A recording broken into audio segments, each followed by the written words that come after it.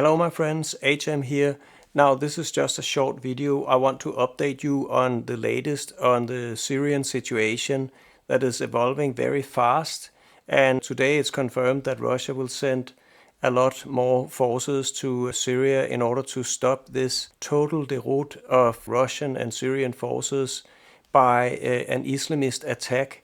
And also I have found out that it's Turkey that is funding and arming these Islamists. And indeed, these Islamists is a direct offspring of Al-Qaeda, one of the most dangerous terror groups in the world that was led by bin Laden. And Turkey is funding that and arming that, and I've found some evidence for that. And also I believe that the bigger plan here is not to take a little bit of Syria. No, Turkey has a plot.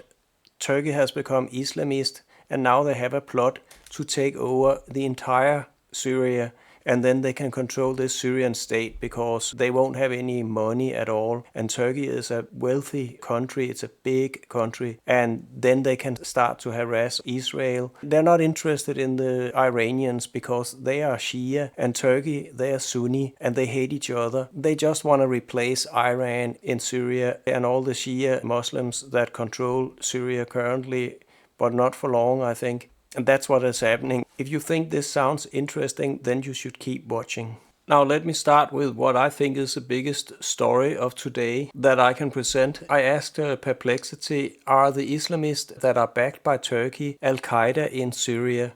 And then this chatbot says, no, the Islamist groups backed by Turkey in Syria are not Al-Qaeda. The main Islamist group involved in the recent offensive in Aleppo is HTS. And then it says, here it comes, when HTS was originally formed in 2011 as Jihad Nusra, a direct branch of Al-Qaeda, it has since severed its ties with Al-Qaeda, so it was a direct branch of Al-Qaeda. Then in 2016, that was just before Trump took over as president in the United States, this HTS leader publicly broke away from Al-Qaeda and said, we have nothing to do with Al-Qaeda, although they were a direct branch of it, because now from that date off, they started to get funded by Turkey, who had become Al-Qaeda themselves, because they are now Islamist. And these Islamists are all the same, except that they are internally fighting each other and hate a lot on each other. But they are the same. They are authoritarian. They suppress free will of humans. It's nasty. They're evil people. Turkey has become like that with Erdogan, and now they're supporting this Al-Qaeda group in Syria. You know, just to be sure, Al-Qaeda was led by bin Laden. All of us know who bin Laden is. He was finally killed there a couple of years ago under the watch of President Obama. But both Trump administration and the Biden administration have been ignorant of this and haven't really observed what was going on, that Turkey is now funding Al-Qaeda. And now they took their moment. They have been building up a lot of force with a lot of good weapons from Turkey because it's a NATO member, Turkey, and it has really the biggest army in Europe. I have a spreadsheet to prove it. I made a spreadsheet where I have listed all the arms and all the capabilities of all the armies in the world just to learn myself what is up and down in this world. And I put it in a spreadsheet. That spreadsheet, I'll make it available for download below this video. Turkey has an enormous army, and that means this Al-Qaeda group is enormously well armed, and that's why they are sweeping through Syria with this kind of effectiveness. And they also attacked when the Iranian groups that are operating in Syria that had been bombarded by Israel for half a year now and has been diminished in military strength by quite a lot. So now was a totally right moment to show in force how strong they were and move forward. I think now the real plan that Turkey has is to make all of Syria one big Al-Qaeda country that they fund because Syria is really poor. It has a GDP of like, let's bring that up. Okay, so here we have this spreadsheet I was talking about. So here we can see Syria, and we also have Turkey here. And I have all the other countries here. I have Russia, I have Ukraine, I have all the European countries.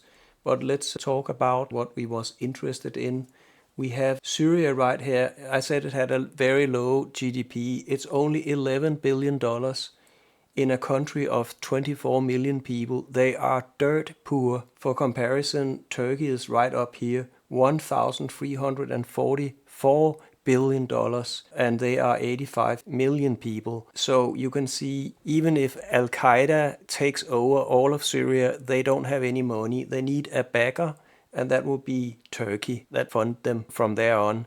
And that's why Turkey will be able to control this Al-Qaeda group in Syria. But they will also control all of Syria. That's a plot they have. But enough about that. Let me just briefly mention some of the other things that has happened today in Syria. Well, I think I'll start with this story here. Surprise, surprise. The commander of the Russian forces in Syria, Lieutenant General Sergei Kiesel, has been fired. So Putin didn't like his performance. Lost Aleppo, and he's losing a lot of other territory, just enormous amounts of territory. Several air bases has been run over with airplanes and ammunition and stuff. Yeah, they are losing their equipment fast, and it would be really costly for Russia that this man wasn't prepared and didn't do his job. What is happening here to Russia is on a scale that is bigger than if Ukraine totally demolished the Kerch bridge to Crimea. That would have been bad for Russia, but this is probably worse because it's going to cost Russia so much to bring this situation under control, if they can even do it at this point. Plus, now I know that Turkey is fully behind this Al-Qaeda group. Turkey is a really big military power. Let me bring back this spreadsheet. Let me just show you, because this spreadsheet shows all the military power that any country has here. So Turkey, they have an army of 425,000 men, and then they have reserves of another 400,000 people, so 800,000 people. And then if we go here to tanks, they have 2,200 tanks. They have 10,000 armored fighting vehicles. It's just a very powerful country, even if you compare with Russia. Russia here has 15,000 fighting vehicles left, but Russia's fighting vehicles are not NATO standard fighting vehicles. It's crap by comparison to what Turkey got. And also they have a very large air force. Let me show you one of the news that I saw today that was very interesting.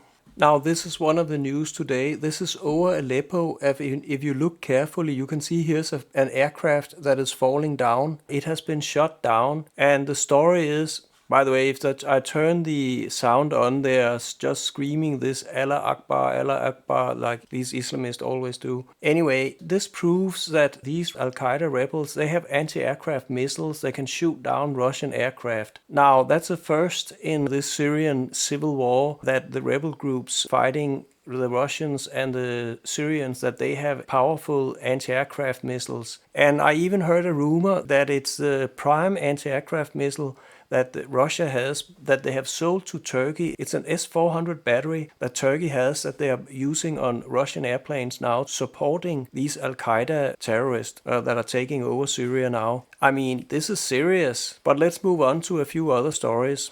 Now, here we have a map of Syria. It's bordered by this yellow border here. I want to show you how far these Al-Qaeda Islamists have gone. They have gone from Aleppo now, and now they're all the way down here in Hama. And they are fighting down there over this city here in Hama. Hama is the fourth largest city in Syria. There are over 1 million people living there. Aleppo was 2.3 million people. Damascus is the capital and the largest city of 2.7 million people. Then Homs is down here, further down here towards Damascus. That's the third largest city. And now the rebels are already fighting over Hama, and they're probably going to get it. I would say that there's this mountainous area that's normally an Alevite stronghold. Let me bring it up here. President Assad is from an Alevite sect that is Shia Muslims. There have been some comments in my comments section from the last video I made that they said that they're not kind of Shia Muslims, but I think they identify as Shia Muslims. Very confusing. They're all Islamists of some sort. Very authoritarian, not for freedom and democracy and suppressing women and so forth. That's what combines them, but they hate each other, all these groups. Anyway, I have made a little country here with a white border.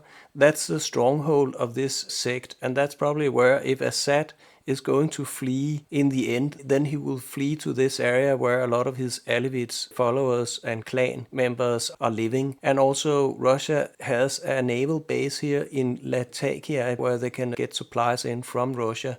That might be the only place where Russia is able to hold the stance, also because there are mountains, so they can defend this more easily. But frankly, I think these Islamist Al-Qaeda has a good chance of running over this entire country because they've taken them with their pants down on the toilet, basically. That's what's happening here, and they really have to act fast in order to have anything left of this country before it has completely been run over. Also, I had an idea about creating a state. Now you can see I brought up a new border here. My idea was that Kurdistan could be made up here, that also had Damascus included, and then along this area, because there's a lot of Kurdish people who live along this border area up here, and they could use this natural barrier where there's water here as a border to this Islamic area that will be down here. And then there's nobody are living in this desert area here.